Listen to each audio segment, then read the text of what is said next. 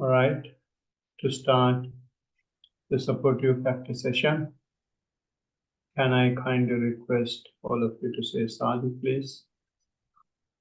Sadhu, sadhu, sadhu. Namo tassa bhagavato arahato samma sambuddhassa.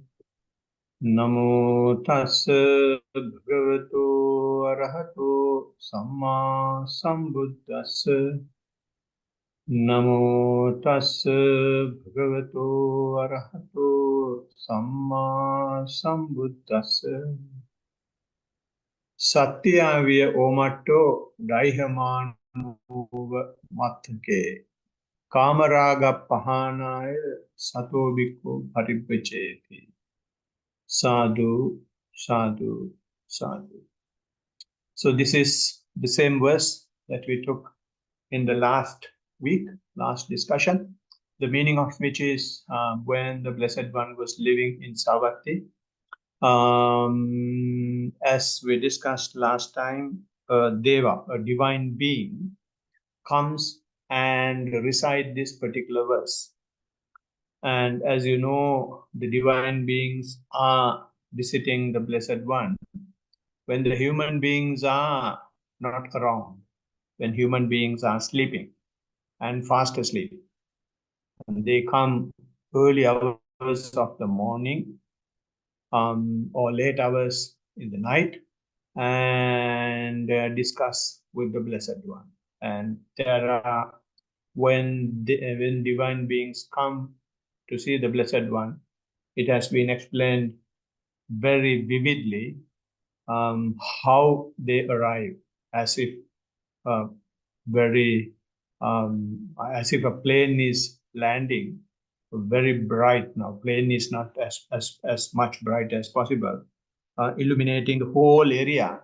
These divine beings are landing, it seems, wherever the Blessed One is. So anyway, that's not the point here.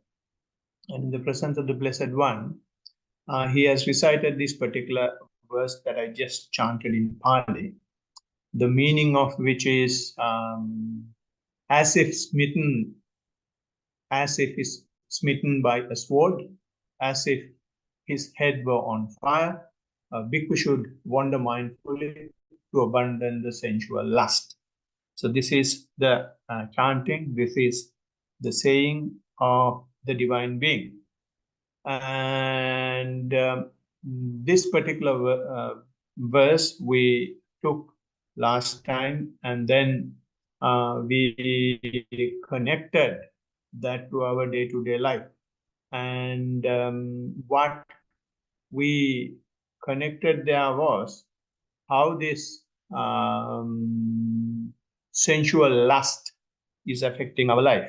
So sensual lust is the subtlest, the deepest layer of our attachment, our craving, and it turns into sensual desire, and then it turns into sensuality. So when we are in sensuality, we have no idea of sensual desire. When we are in sensual desire, we have no idea of sensual lust. So when we look at this equation, when we look at this formula,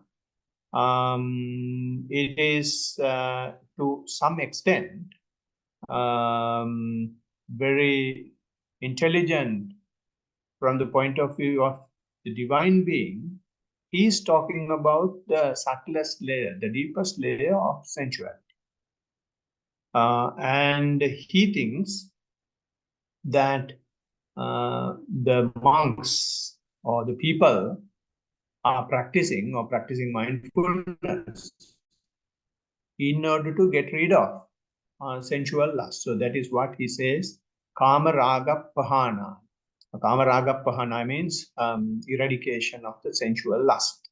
And therefore, when we, before talking about the sensual lust, we will have to talk where we are. That is what we discussed. We are entangled in sensuality. in all the forms that we can think of. May it be at home with the parents, may it be in schools with the teachers, may it be workplace, may it be universities, may it be politicians, may it be economy, may it be banking, may it be health, no matter what. We are governed, we are controlled, we are admired by the extent to which we are involved in sensuality, or to extent to which we are involved with sensuality, we are engaged in sensuality, right? But there are very few people who go against that, at least temporarily, at least for some time. And when we are involved in sensuality, our main jargon in deciding things would be, we discussed last time, as rupa pramana. How much we have, the quantity is the main measurement to decide how developed we are, how wealthy we are, how big we are, how respectable we are, how vulnerable we are. So in achieving that, we don't give a damn about the other party or the other people or other society. So to satisfy our body too much in killing someone or killing many people or destroying countries together, we don't care, so long as we get some gold, we get some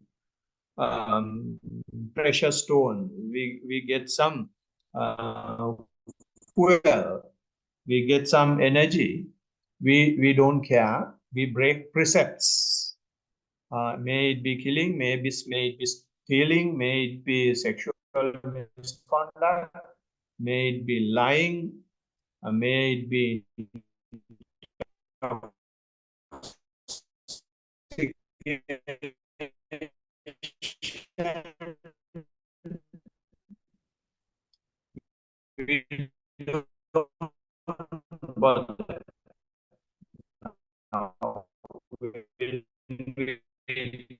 take the present world, the biggest, the business, the most lucrative business in the world today is drugs. And it has gone to each and every corners of the society. And that is because we are governed by the dollars, we are governed by rupees and cents, we are governed by euros, so long as we get those things. And who will be destroyed, who will be cornered, who will be killed, it's not a question to be asked. So long as we get our share, we don't care what happens to the other party or what precepts we are breaking. So that is what we discussed in the last session. Today, I'm going to go a step forward, how we come from this sensual entanglement, how we come from this sensuality to sensual desire, right? So when it comes to sensual desire, when satisfying your eye, ear, nose, throat, tongue, and the body, you don't see that you have sensual desire. You think satisfying this faculty is the only thing that one should do. But if you stop sensuality, or if you cut down sensuality, or if you control sensuality, get the opportunity to enter into or to have some idea about this new field of sensual desire. And that may be the reason why this divine being is talking about monks, because monks usually, not all the monks, but some monks, they live with 2 meals, whereas the rest of the world is having minimum 3, if not more. But the monks are living with 2 meals, and some of the monks are living with 1 meal, like Bhante Rakkhita. And most of the monks are living with 3 robes, and they live in a single bed, and they live without a wife, without a woman, or a man. Maybe even that may be relevant in the present society. So, so therefore, this divine being is thinking that they have cut down their sensuality or satisfying sense faculties, and they may be trying to get rid of the last layer, or the deep, subtlest layer of the sensuality, which is sensual lust. So, therefore, if you take what you have been doing today in the last 1.5 hours, you more or less came to that level. You are not thinking about your food. You are not thinking about, dressing in a fancy manner. You stop all your other sexual activities, and you were doing mindful walking and mindful sitting and whatever other things that you did, you may have done with mindful attention. So if you take, for example, a beginner, or when a beginner, it is not easy to the mindful walking it is, because when you, so those things will be playing in your head, in the sense, maybe things that you have been doing at home will be coming as thoughts, or maybe when you are doing your mindful walking, or even before you start mindful walking, you may be thinking about what to have for dinner, or what you will be doing tomorrow, and so on and so forth. So you are trying to do mindful walking, or you are trying to do mindful sitting, but your mind is not allowing you to do that. So this is a result of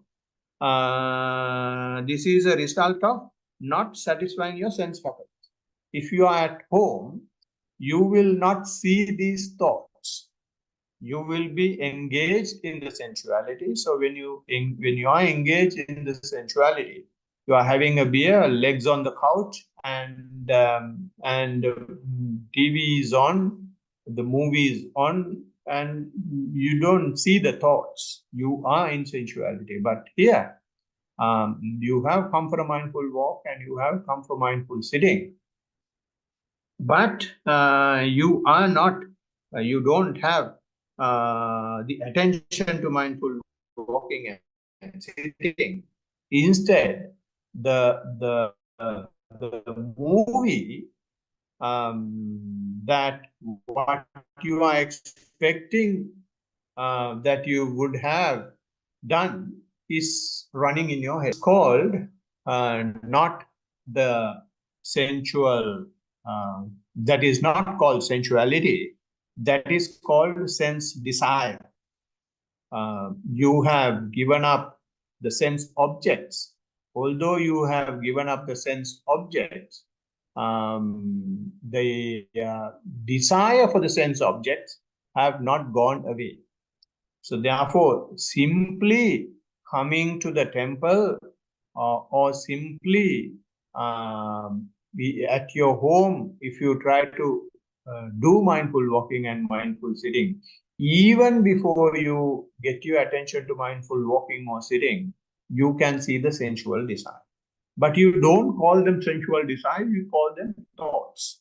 Because unless someone tells you that these are attached to your sensuality, unless someone tells you that you get these thoughts because you are out of sensual world, you're out of sensuality, and therefore your sense desire is coming up, then only you know that since the sensuality is stopped, the next layer of the sensuality is coming up, which is the sensual desire.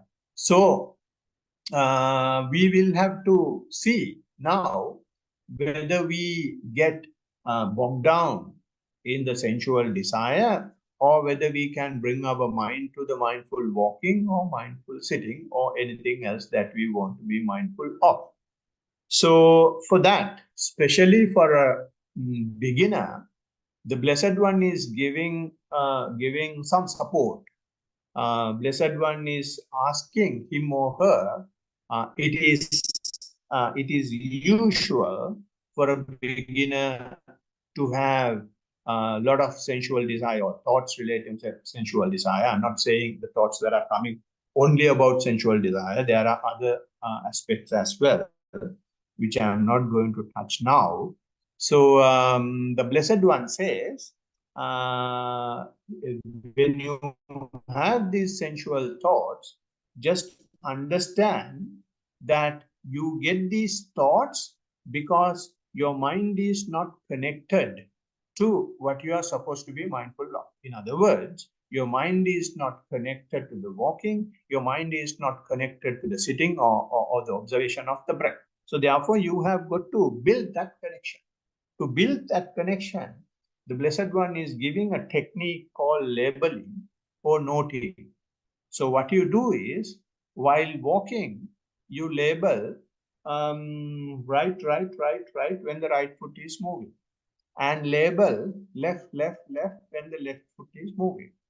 And when you keep on doing that for some time, by labeling right and left, after some time, you will see that your attention is with the right foot and the left foot.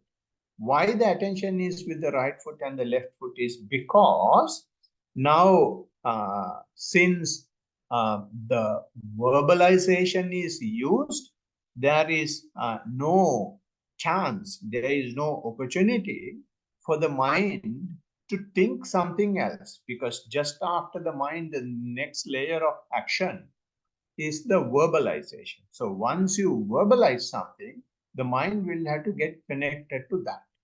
And what you are verbalizing is what is exactly happening now. So therefore, all the three doors gets aligned with this labeling or the noting technique.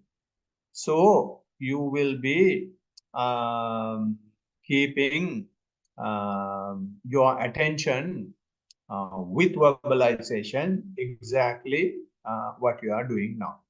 And when you have your attention to the right foot and the left foot in this manner, after some time, you will be able to see not only that your attention is with the right foot and the left foot, you may also be able to see that when you place the leg, the manner in which you are placing the leg. In other words, you may be able to see that you are placing your heel first, and then the arch area, and then the pillow area of the foot, and then the toes of the foot. And then you see when you are lifting the other leg, the lifting order is also the same thing. The heel gets lifted first, and then the arch area, and then the pillow, and then the fingers, and or rather the toes. And then before lifting the toes, you can see that the toes are being pressed to the ground to move forward. So you will be able to observe these things because your attention is now with the foot. And you keep observing these things, and sometimes some people may also observe the sensations of the feet as well, whether it's cold or whether it's warm or whether it's rough or whether it's soft. Whatever surface you walk on will give you some sensation, and you will be able to observe these sensations as well. So now you are so happy, your attention is with the object, and you see the details of the object as well, and pretty cool, everything is going so well. But after some time, what happens is, now since your attention is not with the rest of the world, and your mind is not having much work to do. Before doing this, your mind was trying to grab the attention, your other faculties, your sense faculties. Eye is trying to grab the attention of the mind, and the ear is trying to grab the attention of the mind, and all the sense faculties were trying to grab the attention of the mind. But now, all these are shut down, and your attention is only with the body. So, in other words, there is this, when the attention is with the body or with the, that is created in the mind. So, in order to feel this, you keep your attention with the walking. Mind realizes that there is an exercise. Mind will start generating more, because you had thoughts and you were not able to bring the attention to the walking. But still, after some time, because of the increase in the efficiency, and because the efficiency has created some excess capacity, and that excess capacity now is filled by, again, the sensual thoughts, let me say. So if these sensual thoughts comes, the Blessed One says, now you can refine your labeling. It is not just labeling right foot and left foot. Now you can subdivide the action, or you can subdivide the walking of the right foot. You can subdivide the walking of the left foot. So what the teachers usually do is, when people say, okay, earlier I was having good attention to the walking, but it is not there now, then they will change the labeling to involve the action. So the action, instead of saying right foot and left foot, now they will say, okay, now you rising, lifting, and placing, and lifting, placing, when the left leg is going on. So instead of saying one thing to one leg, now you are saying two things to one leg. So therefore, mind again get more activities. So you will now be able to see how more details of lifting, what happens to the sensation, and how the lifting is happening, and how the placing is happening, and what sensation you get when the placing, and all that you see the activities.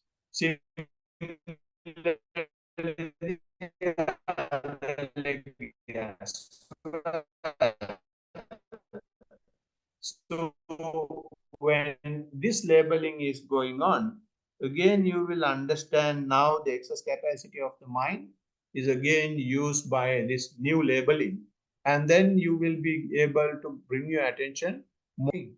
It can happen even in sitting, and similarly this can go on for many stages. So what I want to simply tell you is, outcome of this, even in getting dragged onto other things, you can label in, out, in, out. And in mind, okay, again, I lost. The object may be walking or sitting. What happens is you will be not having any thoughts, but your attention will be with the object. And when the attention is with the object, since you are not disturbed by any other thing, you will be feeling very satisfied. You will be feeling very peaceful. You will be feeling really pleasant, right? So this situation is called the first absorption.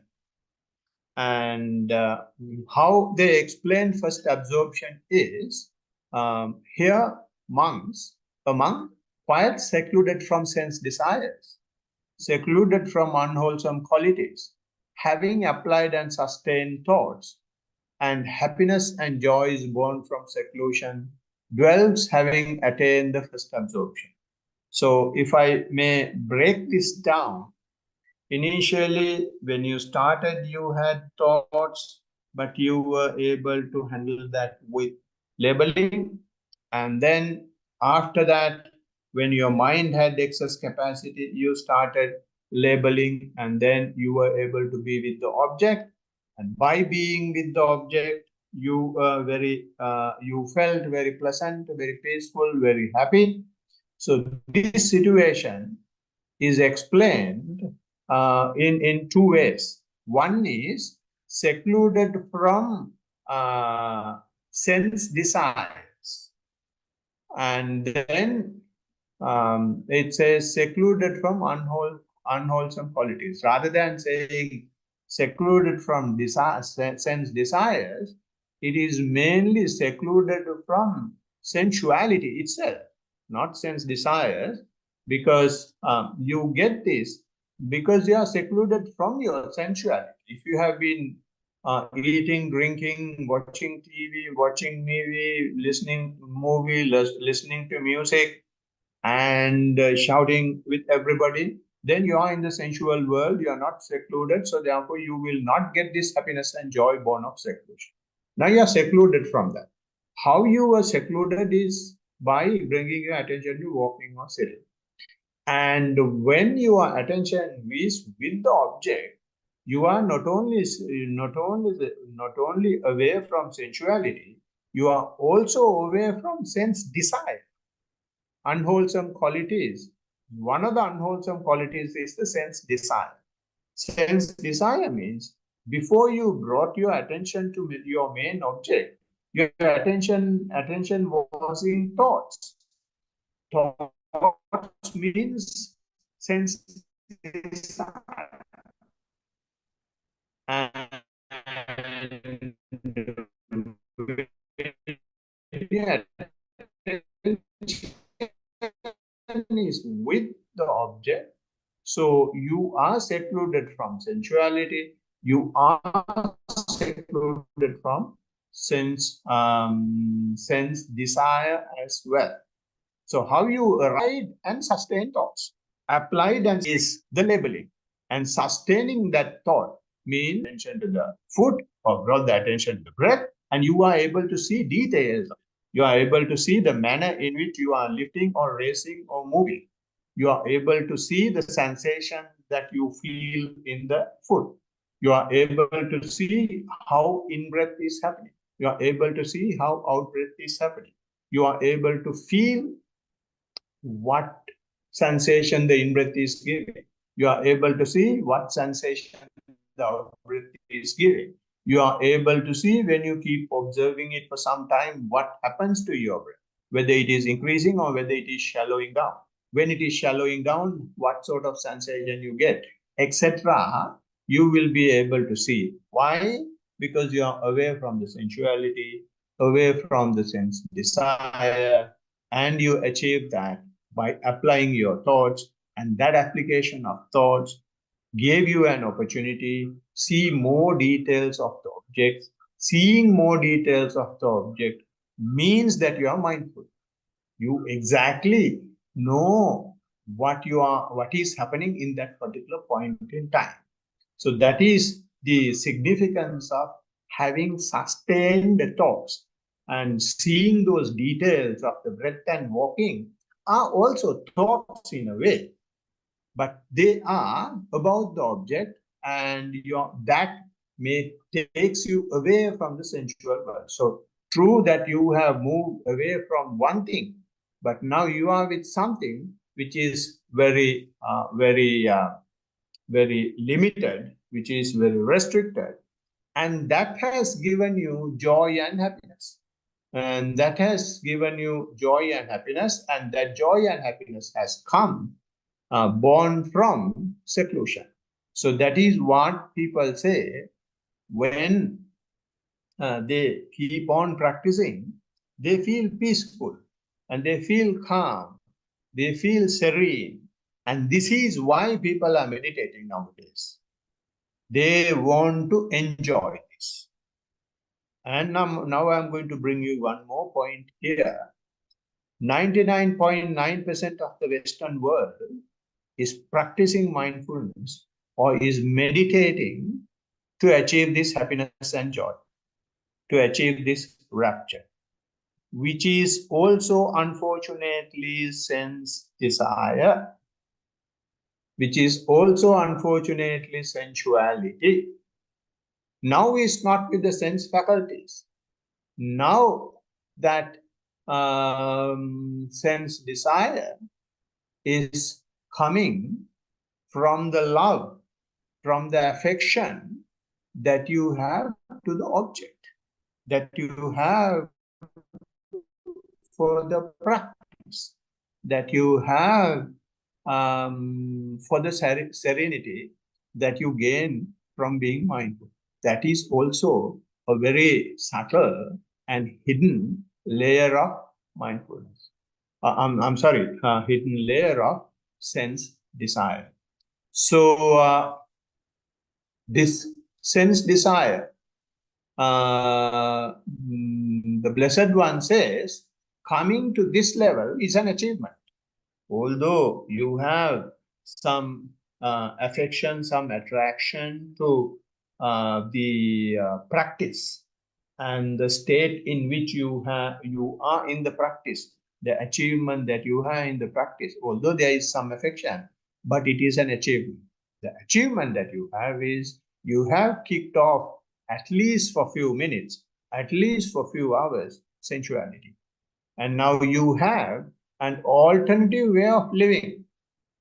Before this, you knew only the sensuality as the way of living. But now you have experienced yourself, and that experiment has given results, positive results, that there is an alternative way of living. So therefore, the Blessed One says, although you have this affection, don't worry now. Although you have this affection, don't worry, because it is the nature. It is the nature that people come into something by people what do you call, give up something only by holding something else. So only thing that you will have to see is whether what you hold now is subtler than what you have given up. If what you have given up is more gross and what you are holding now is subtle, then you are progressing. Then the practice is going smoothly. So therefore, if you feel that you are continuing your practice because of the serenity it gives, doesn't matter. And now only thing you can do is, when you feel that you are serene, when you feel that you are happy, when you feel that you are rapturous, now you can be aware of that as well. By being aware of that, we achieve that state, and you can gradually tackle, you can gradually manage, you can gradually handle the affection that comes to your achievement. Initially, you may be having a love affair, but after some time, if you are able to see that you have some connection, some relationship, some affection with the object, you can be mindful of that as well. There is no need for you to try to get rid of that. That's human nature. So therefore, the Blessed One says, just to balance it, let it come, and when it comes, don't try to hate it. If you try to hate it, you will establish it. You will cement it. You will concrete it. Don't do that. Let it come, but simply be aware that it is. Then there will not have an opportunity for that affection to survive. Affection can survive only when you either crave for it, or either way, it will get cemented. But instead, if you simply become aware that you have an affection to the achievement, then it will gradually fade away. So therefore, the Blessed One says, this arising of sense desire is an unwholesome quality, but that unwholesome quality is a phenomena, is something that will naturally happen. So initially having sensual desire is a problem, is a hindrance. But if you are mindful, it is no longer a hindrance. It is just a phenomena. It is the nature. So therefore, in Four Foundations of Mindfulness, the Blessed One says, when you have sensual desire, uh, just be aware that you have sensual desire. That's all what the Blessed One says. And then he says, not only that, if you know that the sensual desire that you had is getting faded away, you just observe that as well. And then if you see that it is completely gone, just be aware of that as well. And then if you see some other sensual desire arises, observe that as well. So this is where the loving kindness, this is where the sympathy of the Blessed One comes into the picture. He has completely seen how the human mind works, and he allows that it to happen in that manner and try to take away our input into it. Our input into it is either to shoot it out or to grab and hug. He says, don't do both of that. If these things are coming up, when you have, it is normal, and be aware when it is there, be aware when it is going away, when it is reducing, and be aware when it is completely gone. And when you, in that manner, what happens is these things will keep on coming and going. Only thing you maintain is that continuous awareness. So when the continuous awareness moves on, doesn't matter whatever comes, you are not getting involved. You don't identify yourself with it. So you will not develop ego. Instead, you will gradually lose the perception of me, mine, and myself. That is the gradual drop, gradual reduction, gradual depreciation of the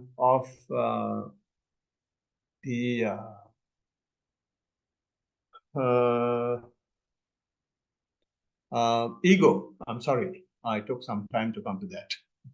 Right. So when you, in this manner, when you keep on bringing your attention, when you keep on maintaining your attention continuously, no matter what happens, it is not only mindfulness. Now, mindfulness is rolling continuously. Mindfulness is rolling to perpetuity. Mindfulness is rolling without stop, right? So when the mindfulness is rolling without stop, no matter what, it is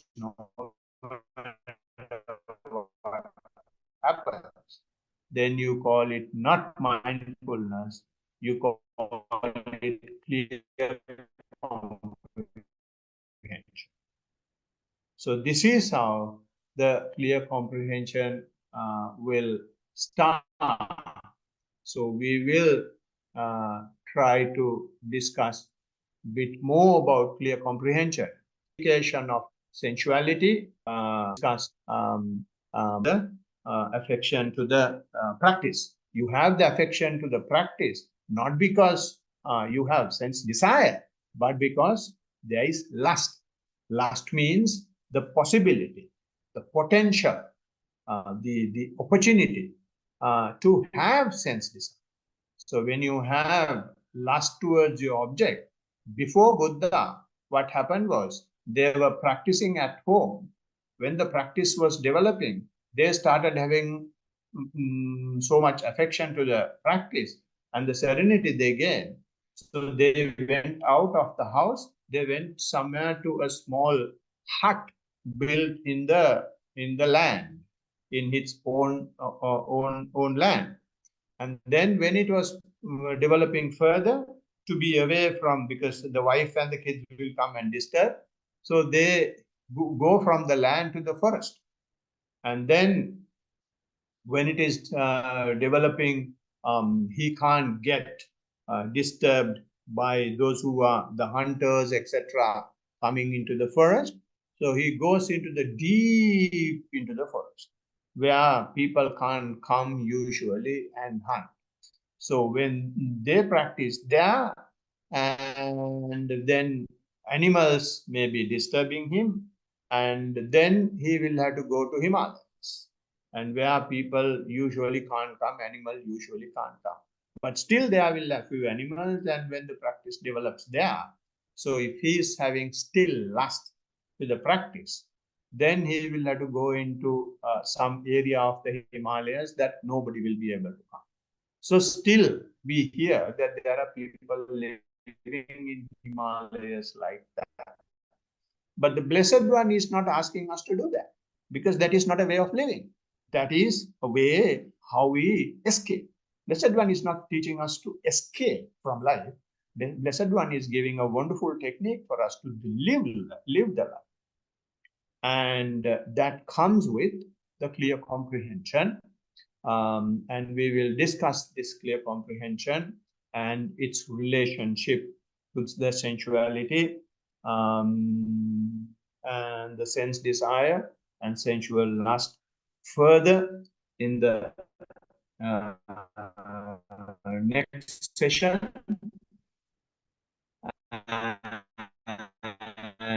And with that, I would appreciate your time listening to me, and the extent to which the Blessed One has understood the human life. And that is why he says, don't lose this opportunity. If you lose this opportunity of this human life, if you lose the opportunity of hearing this beautiful Dhamma, and the next life, there is no guarantee that we will become a human. There is no guarantee that we will hear this human life. So we will have to have it now. We will have to have the conviction necessary to grasp this and practice this. So may you all have the courage and the energy and the conviction to do that and reap the benefit of this wonderful Dhamma. So with that, I will conclude the session. May you all be well, happy, and peaceful, and more importantly, mindful. Theruvan Saranai. Theruvan Saranai. Thank you, Kang. Sadhu, sadhu, sadhu. Theruvan Saranai. Good. So we can take a few minutes for the discussion if you have anything to discuss, either regarding the talk or your practice or any other Dhamma point. So I have a question regarding my practice. Yeah. Not really the practice, but it's regarding the Rupa Arupa Loka that was discussed like in the retreat in Perth. Yeah. I do experience especially recently, I have been experiencing somewhat cravings. It's mostly regarding like having like a big ego, and I feel like I mostly compare myself to all my friends and try to feel superior and stuff. Like, I'm just wondering, is that okay? Like to have that happen like here and there, or is that a bad thing? Do you have control over it? Yeah, I'm mindful of it. No, But what I'm asking is whether you have control over it, whether it comes naturally or are you intentionally doing it? it comes naturally. So if it comes naturally, don't identify yourself with it. Yeah. So what the mind is trying to do now is it is something that is happening because we are human beings. There is no human being that is not doing what you just said. All the human beings are doing that. They are, all our decisions will be based by what the neighbor is doing, or what our siblings are doing, or what our friends are doing. So its comparison is something that each and every human being is doing. But in the if I compare now what you said with some other people who are not practicing, they even don't know that they are doing it. But in your case, now your mind is clear enough to see that you are doing. And also Yeah. you said that you are mindful. So since you are mindful, the poison that comes from it will not poison you. But if you don't like it happening, and if you try to stop it, then you identify yourself with it, and it poisons you. Yeah. Makes sense? Yeah, that makes sense. Yeah. Yeah. So let it come. When it comes, you just have a smile and observe. Then it Yeah. loses its strength. Yeah. Thank you, Swami. All right. Teruvan Saranai. Teruvan Saranai. Yes.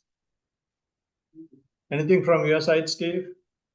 No, we're all good this side, Bante. Thank you. All right, no worries. I think Poeting was there and she has moved. So we can do our chanting now.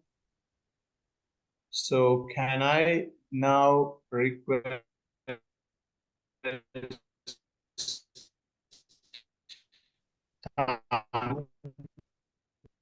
to start chanting, please? Yeah, go ahead. May all favors share Can you hear this, me? which we have thus accumulated for the For acquisition the of all, acquisition of all kinds of happiness and prosperity. may all May other all beings other beings share this merit which we have thus accumulated for the acquisition of all kinds of happiness and prosperity. May all the beings share this merit which we have thus accumulated for the acquisition of all kinds of happiness and prosperity. May all beings inhabiting space and earth, Devas and Nagas of mighty power, having shared this merit, long protect the dispensation. May all beings inhabiting space and earth, Devas and Nagas of mighty power, having shared this merit, long protect the teaching. May all beings inhabiting space and earth, Devas and Nagas of mighty power, having shared this merit, long protect me and others. If by deed, speech, or thought, heedlessly I have done any wrong, forgive, O Master, O Victor, greatly wise. If by deed, speech, or thought, heedlessly I have done any wrong, forgive, O Dhamma, to be seen here and now, timeless. If by deed, speech, or thought, heedlessly I have done any wrong, forgive, O Sangha, practiced well, the incomparable. Let this merit accrue to our departed relatives, and may they be happy. Let this merit accrue to our departed relatives, and may they be happy. Let this merit accrue to our departed relatives, and may they be happy. By the grace of the merit I have acquired, may I never follow the foolish, but only the wise up to the time I attain Nibbana. By the grace of this merit that I have acquired, may I never follow the foolish, but only the wise up to the time I attain Nibbana. By the grace of this merit that I have acquired, may I never follow the foolish, but only with the wise up to the time I attain Nibbana. Sadhu, sadhu, sadhu. Sadhu, sadhu, sadhu. So I'll Thank be ending the session here. Everyone, Sarana.